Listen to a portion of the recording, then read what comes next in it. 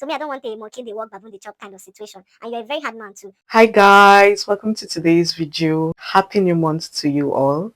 If you're a returning subscriber, thank you for sticking with me. And if you're new to the channel, I'm pleased to have you. My name is JC Obi. Do well to stick around. In today's video, we're going to be exploring one of the principles for increase in this kingdom. Our anchor scripture for today is Matthew chapter 25 from verse 14 to 30. And it says, "At that time, the kingdom of heaven will be like this. Once there was a man who was about to go on a journey. He called his servants and put them in charge of his property. He gave to each one according to his ability. To one he gave 5,000 gold coins, to another he gave 2,000, and to another he gave 1,000. Then he left on his journey. The servant who had received 5,000 coins went at once and invested his money and earned another 5,000. In the same way, the servant who had received 2,000 coins earned another 2,000. But the servant who had received 1,000 coins went off, dug a hole in the ground, and hid his master's money. After a long time, the master of those servants came back and settled accounts with them.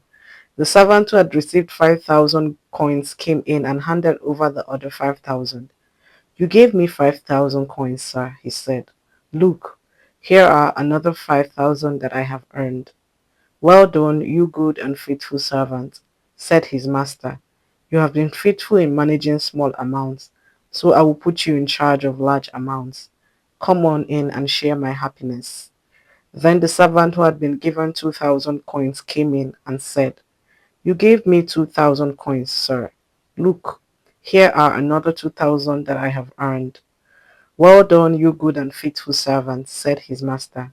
You have been faithful in managing small amounts, so I will put you in charge of large amounts. Come on in and share my happiness. Then the servant who had received 1,000 coins came in and said, Sir, I know you are a hard man. You reap harvest where you did not sow, and you gather crops where you did not scatter seed. I was afraid, so I went off and hid your money in the ground. Look, here is what belongs to you. You bad and lazy servant, the master said. You knew, did you, that I reap harvest where I did not sow, and gather crops where I did not scatter seed? Well then, you should have deposited my money in the bank, and I would have received it all back with interest when I returned. Now, take the money away from him and give it to the one who has 10,000 coins. For to everyone who has something, even more will be given, and he will have more than enough. But the person who has nothing, even the little that he has will be taken away from him. As for this useless servant, throw him outside in the darkness. There he will cry and grind his teeth. The word of the Lord. This is a very popular parable. In the KJV, it is known as the parable of the talent, while in other translations, like the Good News translation I just read from, it is known as the parable of the three servants. Whichever one it is, in this scripture, you will find you there and you will find me there. Some of us are faithful, like the faithful servants, and some of us are unfaithful. The goal today is to be able to identify that hidden principle of increase that is in this parable. So, without further ado, let's dive right into the points to note about this scripture. Point number one: everyone has something. The scripture says everyone was given something according to their ability. So, it's not a question of whether or not you have something, because yours might be a talent, another person might be resources, another person might be a platform, but make no mistakes, everybody has been given something. The real question is, what are you doing with what has been given to you? Point number two. While I was reading this scripture, I noticed something. For the first servant, the scripture said he went and invested his money, and the second servant did the same. But when he got to the third servant, the scripture said he went and hid his master's money. And that immediately points to ownership. The first two servants were able to multiply what was given to them because they took ownership of it. But the third servant did not take ownership of what was entrusted to his care. That's why he had the effrontery to tell his master, Yeah, you are the type of master that reap where you did not sow. So me, I don't want a monkey they walk baboon the chop kind of situation. And you're a very hard man too. So that's why I went and hid your money. If you don't take ownership of what has been entrusted in your care, you won't be able to multiply it. Point number 3. The master required faithfulness, not competition. You would observe that the same thing he said to the first servant is the same thing that he said to the second servant, not minding that their returns were different. But on our own end, we enjoy drawing comparisons between ourselves, not realizing that what Mr. A has is totally different from what Mr. B has. So, what God requires from us is not for us to be competing with one another. No, He requires us to focus on what has been given to us and to make the most of it. Point number 4. No excuse will be valid enough. The third servant had only but excuses to give, but none of them could save him from the wrath of the master. His own excuse was, oh, you're a hard man. Oh, you like to reap where you did not sow. Oh, I was afraid.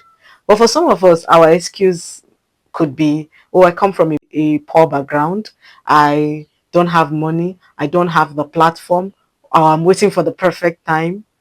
Whatever excuses you are nurturing, I just want you to know that none will be sufficient when you stand in the presence of your Maker to give account. The first two servants were faithful.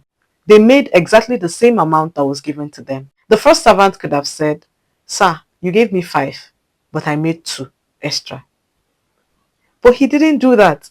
He told the truth. He was faithful and he was truthful. And that was why the master said, well done, you good and faithful servant. For most of us today, if we were in the shoes of this servant, we would have seen it as an avenue for profit. And then we'll come and underreport what we have made.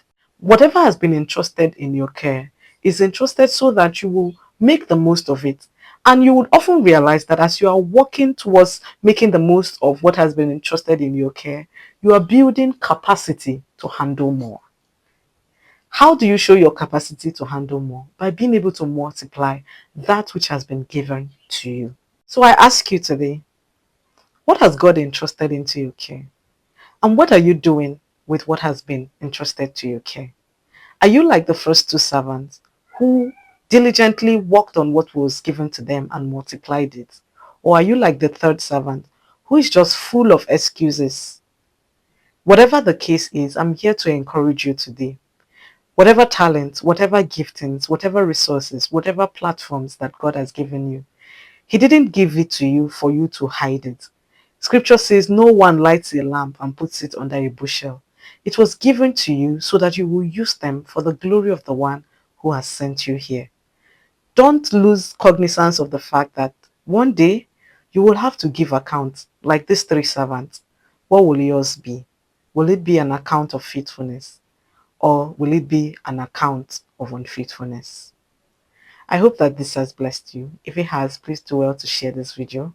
Until my next one, stay joyful, stay prayed up, stay blessed. Bye for now.